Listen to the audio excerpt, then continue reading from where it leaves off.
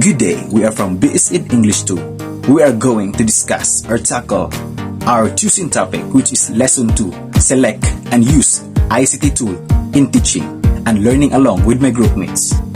Introducing Abailo Jessica, Baran Jamaica, Cartagena Jessa, Manigos Elizabeth, Hinabe Gialin, Labajo Daryl J, and Navales Marvin. Select and use ICT tools for teaching and learning. The current systems employ technologies by integrating ICT tools and applications in education and in instruction. ICT stands for Information and Communications Technology. This refers to various tools and devices or gadgets used in communicating, disseminating, creating, storing, and managing information. It is important that learners understand how to use these tools in helping them learn. A great part of learning is working on information and using it to create something that can be useful and identifying for humanity. Since the intention of useful and productive citizens, the use of ICT tools can provide a lot of possibilities in how learners can do something with what they know. Teachers can therefore employ ICT tools in their ways of engaging learners by communicating, disseminating, and managing information. This direction of integrating ICT tools will reveal the usefulness of employing ICT tools in a wider range of teaching and learning process. It is not necessarily the presence of advanced technology or the use of ICT tools that can ensure the success of engaging learners, but it still remains that the effective use of the ICT tools depends on how the teacher will use them. There is a variety of ICT tools that which to choose. When employed appropriately, the potentials of their uses can have bearing on the lesson and the learner's engagement in the process of learning. In instruction, the ICT tools can be used in presentation of the lesson, demonstrating a point, or presenting a concept. There are tools that can be used in providing practice and provide the chance to apply the skills taught. Even the working as a team or a group, tools can be employed to facilitate the accomplishment of the task during the class or even after beyond the face-to-face session. Using mobile phone and the QR code. Familiarize yourself with the QR code. It is a code that was created by a Japanese corporation, Dentsu Wave, in 1994, effectively and efficiently connecting the physical world with the electronic world. QR stands for Quick Response. It allows the readers to decode the information at a high rate of speed. This is popular in Japan, and it is also used by companies as they attach their QR code in their products. It usually gives a URL linking to a website or immediately provides the salient information about the product. You can easily read QR codes through a QR scanner. Here's all you need to do. Have a mobile phone with a camera. Using the mobile phone, download from Play Store or App Store the QR code, reader, or scanner application. Choose an appropriate QR code reader for your operating system, whether iOS or Android. Once installed in your gadget, you can use it to read the codes. Focus your camera on the QR code, click it, and the message will be revealed to you. It is more interesting than reading QR code or quick response code is creating your own QR code. So by the way, this is the form of QR code. So the question is, how will you make your own QR code? There are 5 ways or steps in making your own QR code. So step 1 is be online. Step 2, search for a QR code generator and ensure that you read the information about the application. This is important to ensure your safety in the internet. There are tons of QR code generator out there, but a few of the most popular include Kaiwa, GOQR.me, the visual LED, and the QR stuff. There are many free applications online and therefore you can take this chance to use them. Step 3. Once you have identified your free online QR code generator, you can now encode the next of the information that you want. Step 4. Run it and save it as a JPEG file. Now, you have successfully created your own code, which you can download. And lastly, or the last step, test your QR code using your QR code reader or scanner. Using laptops and infographics, there is an appeared deluge information around and access to this it made easier through the internet. You are faced with one major question in how to best interpret it and put it into cohesive information. This is a quick and clear to read. So in the teaching and learning context, you may be faced with challenging topic given a short amount of time. So how can you capture and deliver that information simply and effectively while making it engaging and informative as well?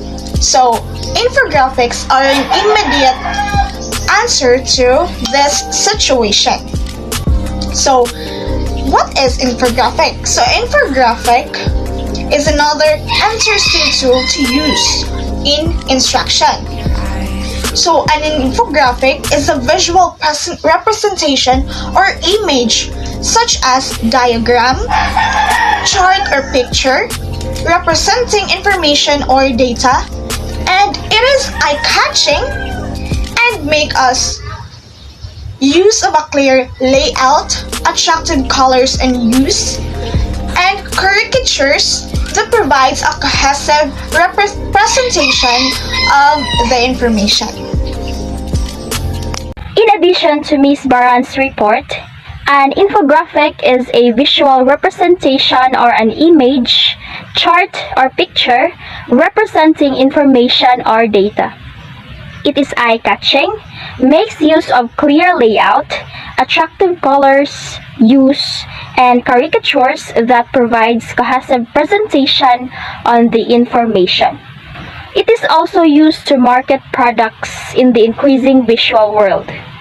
Then, infographics can also be employed in marketing information and ideas in teaching and learning process. One tool that can be used in infographics is Canva. So, Canva has several infographics templates for education. You can try out free designs templates and produce one just like a professional infographic designer.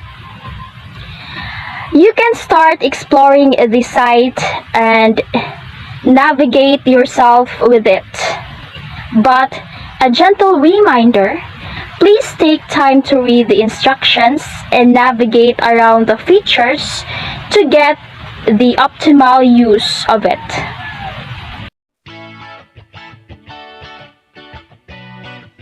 iPad, tablet, and the online bulletin board. Let us learn more. Creativity and collaboration are fun. A dull and boring bulletin board can be made interesting when done online. Posts when done with theme backgrounds, stylish fonts, and varied colors become attractive to learners. An online bulletin board is a way of presenting ideas with a twist and interest with no cost at all. So how? Here's how.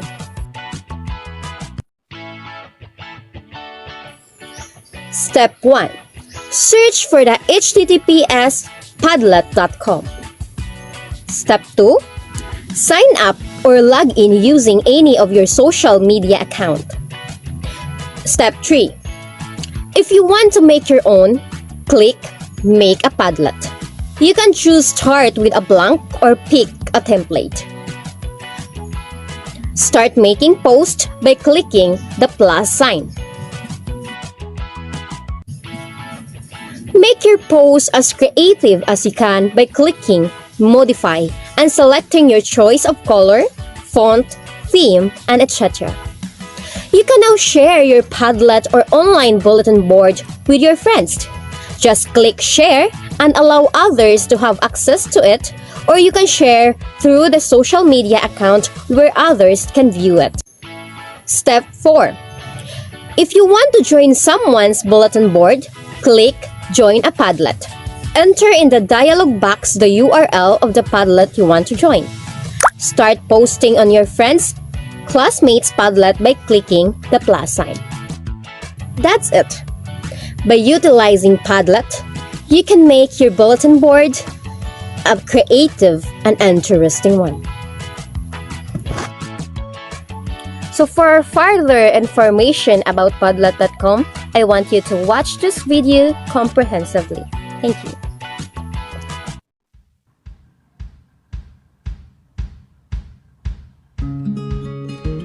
Padlet is a digital pinboard that lets you gather a variety of objects such as text posts, pictures, video clips, audio files, web links, and many more. The essence of a Padlet is to provide a place from where people can work on a project in a fun, easy, and interactive way. You can start using Padlet by signing up for a free account. The website can be accessed at www.padlet.com. You can also search Padlet to download the Android and iOS app to get started. Once you're logged in, you can create a new wall. Here's a sample of the Padlet's beginning. On a Padlet, you can simply click this plus icon or double-click to add a link to an image you have found online, or you can upload a photo of your own, add prose, poems, videos, or other notes related to the topic. The toolbar at the top provides additional options to customize your Padlet's title, layout, description, and privacy settings. Help information can also be accessed here. For every Padlet created, there's a link which you can share with others so you can work together. Here's a sample of a Padlet created by one user. You can visit the website's gallery at padlet.com/about/gallery for more inspirations. We hope you enjoy using Padlet. In conclusion, ICT tools for teaching and learning have now become a part of daily life in schools. They are used by teachers to encourage participation and engage learning in their classrooms. ICT can also be used by teachers to promote collaborative work and creativity across a wide range of subjects. In using ICT tools to communicate, create, disseminate, store, and manage information, in some contexts, ICT has also become integral to the teaching-learning interaction. Through such approaches as replacing chalkboards with interactive digital whiteboards, using students' own smartphones and other devices for learning during class time, and the flipped classroom model where students watch lectures at home on a computer and use classroom time for more interactive exercises. When teachers are digitally literate and trained to use ICT, these approaches can lead to higher order thinking skills, provide creative and individualized options for students to express their understandings, and leave students better prepared to deal with ongoing technological change in society and the workplace. Information communication technology, or what we call ICT tools, contribute to high quality lessons since they have potential to increase students' motivation, connect students to many information sources, support active in-class and out-class learning environments, and get instructors to allocate more time for facilitation. Therefore, use of ICT tools in teaching and learning process become a great area of research for many educators. These technologies increase students' motivation, self-confidence, and self-esteem to learn.